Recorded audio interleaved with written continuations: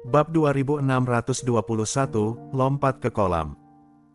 Melihat kobaran api hijau, hampir semua monster berwajah hantu menunjukkan sedikit ketakutan di muka ganas mereka. Raja Serigala segera berujar kepada Jerry dengan sinis, "Nak, aku memang bukan tandinganmu sebelumnya, tetapi sekarang aku sudah berlatih selama beberapa hari, jadi kekuatanku sudah jauh di atas kemarin-kemarin ini. Tidak peduli seberapa kuat api obat di tanganmu, itu tidak bisa melukaiku." Jerry tersenyum menghina. "Karena kamu tidak takut dengan api obatku, maka tidak usah banyak bicara." Begitu selesai berbicara, Jerry langsung menamparkan api obat di tangannya ke arah Raja Serigala. Walau Raja Serigala bilang tidak takut, ketika melihat api obat Jerry muncul di depannya, dia langsung menyelam ke dalam kolam. Sekelompok muka hantu yang menghalangi jalannya langsung terbakar oleh api obat. Namun karena makhluk-makhluk ini berada di dalam air, api membakar mereka dengan sangat lambat. Jerry sedikit mengernyit, lalu melepaskan api obat yang lebih kuat, bahkan melayangkan serangan beberapa kali. Suara tawa aneh yang awalnya tajam, segera berubah menjadi suara ratapan. Walau jumlah makhluk-makhluk di depannya sangat banyak, Jerry tidak peduli. Dia tidak keberatan memakai lebih banyak api obat untuk menelan makhluk-makhluk sesat ini. Yang terpenting adalah Jerry masih mempunyai kartu truf yang lebih mengerikan yang belum digunakannya. Dia sedang menunggu Raja Serigala muncul. Demi menyingkirkan Raja Serigala sepenuhnya, Jerry tidak mau menyia-nyiakan sedikit pun energi spiritualnya. Saat energi spiritual yang dilepaskan semakin kuat, api obat membakar semakin ganas, banyak monster berwajah hantu pun tersingkir. Ketika jumlah makhluk-makhluk ini berkurang dan sebagian besar dari mereka tidak lagi berani membuat suara-suara aneh, rasa sakit di kepala Mikael dan kawan-kawan tiba-tiba berkurang. Mereka memandang semua ini dengan kaget. Orang ini ternyata punya kekuatan hebat, dia bisa membereskan benda-benda itu. Monster itu hanya tertawa aneh, itu saja sudah membuatku tidak bisa melepaskan kekuatan kultivasiku dan hampir membuat kepalaku meledak. Tapi dia bisa menghancurkan monster-monster ini. Kita bahkan ingin membunuhnya sebelumnya. Konyol sekali. Dia jelas tidak mengerahkan semua kekuatannya sebelumnya. Kita bukan tandingannya. Untuk orang yang menakutkan seperti dia, Ameriso bukannya mencoba memenangkan hatinya, tapi malah mau membunuhnya. Benar-benar bodoh. Charles juga menghela napas lega saat ini. Jelas kalau Jerry mempunyai kemampuan untuk menangani hal-hal ini. Sesudah itu, Charles mengerahkan energinya, pulih dengan cepat, dan bergegas ke udara lagi untuk membantu Jerry menangani benda-benda itu. Jerry berujar kepada Charles, Raja Serigala itu terlalu licik. Dia memakai begitu banyak monster untuk membuatku bingung. Sekarang dia bersembunyi di kolam untuk meningkatkan kultivasinya. Kamu tahan monster-monster ini sementara aku pergi ke kolam untuk melihatnya. Walau Charles tidak bisa menghancurkan semua benda di depannya, dia bisa mengalirkan energi spiritualnya untuk mempertahankan api obat yang dilepaskan oleh Jerry. Jerry juga bisa meninggalkannya sementara waktu. Mendengar perkataan Jerry, Charles langsung cemas, dia buru-buru berujar, "Kak Jerry, tenanglah.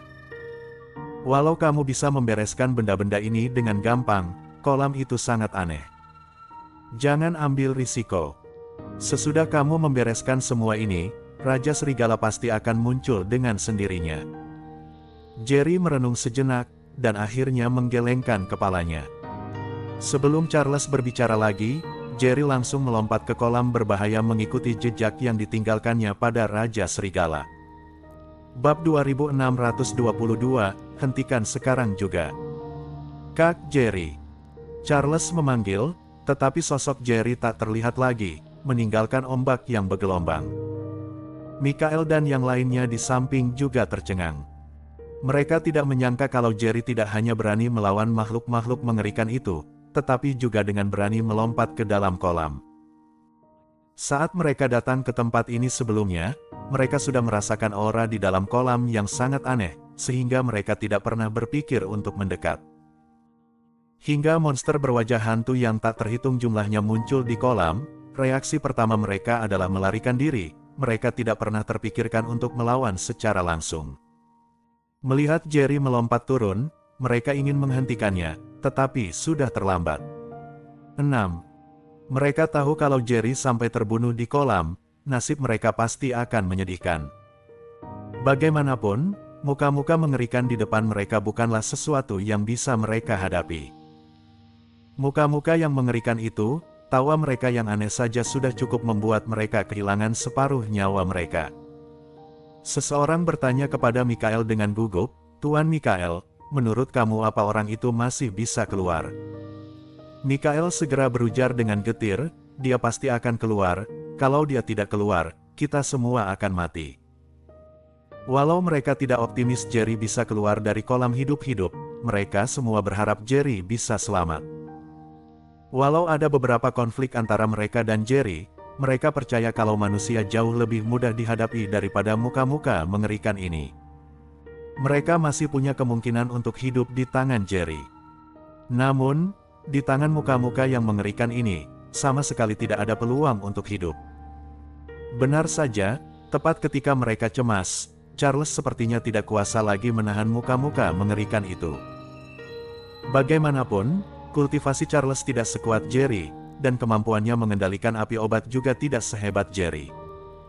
Sekarang Jerry tidak ada, api obat yang mengerikan itu dengan cepat lepas kendali di tangan Charles, dan tiba-tiba bergoyang.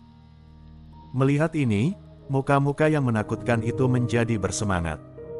Tak lama kemudian, Charles dipaksa mundur berkali-kali oleh muka-muka mengerikan itu, bahkan banyak muka mengerikan yang menyerbu tepat di depan Mikael dan yang lainnya.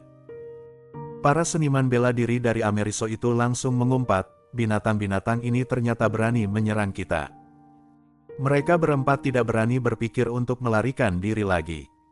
Bagaimanapun, penghalang itu sangat kokoh dan tidak bisa mereka buka. Kalau melarikan diri, mereka hanya akan terkejar oleh muka-muka mengerikan itu. Mereka berempat mulai mengerahkan energi dan berusaha sekuat tenaga untuk menangkisnya. "Bajingan, kami dikirim oleh pasukan Ameriso. Kita satu komplotan. Hentikan sekarang. Kita adalah partner, dasar binatang sialan, hentikan sekarang juga. Seluruh klan Serigala Haus Darah kalian adalah antek-antek pasukan Ameriso, kami semua adalah tuan dari klan kalian. Aku perintahkan kalian untuk segera berhenti dan membunuh kedua orang itu. Jangan mendekati kami berempat." Mereka berempat hampir mati ketakutan oleh muka-muka yang mengerikan itu. Mereka berteriak keras, mencoba mengintimidasi muka-muka yang menakutkan itu dengan nama Ameriso.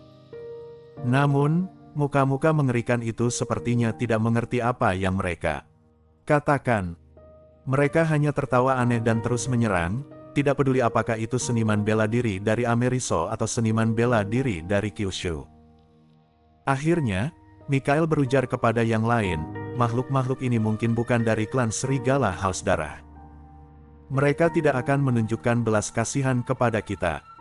Kita hanya bisa berusaha sekuat tenaga untuk membunuh mereka." Bersambung.